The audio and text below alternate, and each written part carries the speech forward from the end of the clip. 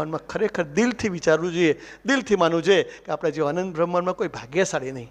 એ નાનકડી ઢીંગલી દીકરીની વાત કરતા આપણે કે દીકરી પ્રાર્થના કરીને જતી હતી ત્યાં પ્રભુ સ્વામીએ ત્યાં મૂર્તિમાંથી મહેમદાવાદમાં પ્રગટ થઈને દર્શન આપ્યા અને પ્રભુ સ્વામીએ કહ્યું કે બેટા તું દરરોજ પ્રાર્થના કરીને જાય છે, સરસ અભ્યાસ કરે છે, તું સેવા કરવાની વાત કરે છે, પણ તું સંકલ્પ ક્યારે કરીશ? નાનકડી ઢીંગલી છે, એકદમ નાનકડી પ્રાઇમરી સ્કૂલમાં ભણતી દીકરી, કે તું ક્યારે હરિપ્રબોધમ ધામની સેવા ભક્તિમાં મને તું સેવા ભક્તિ ક્યારે આપીશ? એમ કેટલી કરુણા હશે એ પાત્ર ઉપર.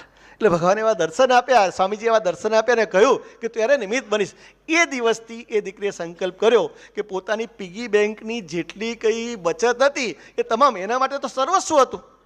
આ જીવન અને 2-5-7 વર્ષની દીકરી હશે, એ દીકરીએ જે કંઈ પપ્પા મમ્મી સગા સંબંધીઓ આપ્યું હતું એ બધું પીગી બેંક ભેગું હતું, એ બધું લઈ અને પ્રભુ સાહેબના ચરણોમાં એ સેકન્ડે સમર્પિત કરી દીધું. તમામ વસ્તુ એને સમર્પિત કરી દીધી, પોતાની જીવન મૂડી કે મરણ મૂડી જે કંઈ કોઈ સમર્પિત કરી દીધું. અને એ સંકલ્પ કર્યો, પપ્પા મમ્મીને કહ્યું કે આજથી મારે કોઈ પણ પ્રકારનું શોપિંગ કરવું નથી, કોઈ પણ પ્રકારનું શોપિંગ કરવું નથી. અને ઘરે જે કોઈ વ્યક્તિ અમને પગે લાગે, બેટા તારે કંઈ જોઈએ છે, શું કરવું છે?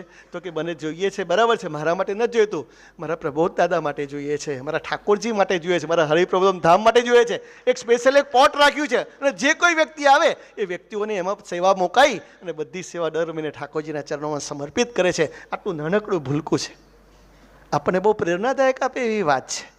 ખૂબ પ્રેરણા ઝીલી અને આપણે એવા નિમિત્ત બનવાનું સદભાગ્ય પ્રાપ્ત કર્યું છે. ધરતી પર કેટલા બધા ભક્તો છે કે જેના જીવનમાં ભગવાનને સંત સિવાય બીજી કોઈ વસ્તુ નથી. નિરંતર એવી ભાવનાથી જીવન જીવી અને ભગવાનને નિરંતર સમર્પિત, પોતાનું સર્વસ્વ સમર્પિત કરીને જીવન જીવે છે. હમણાં જ